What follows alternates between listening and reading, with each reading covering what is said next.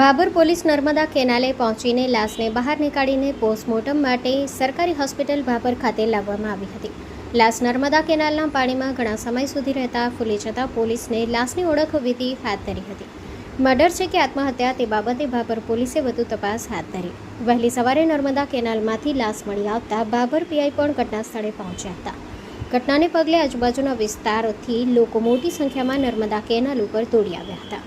Story report by Dilipsinh Rajput, Banaskantha.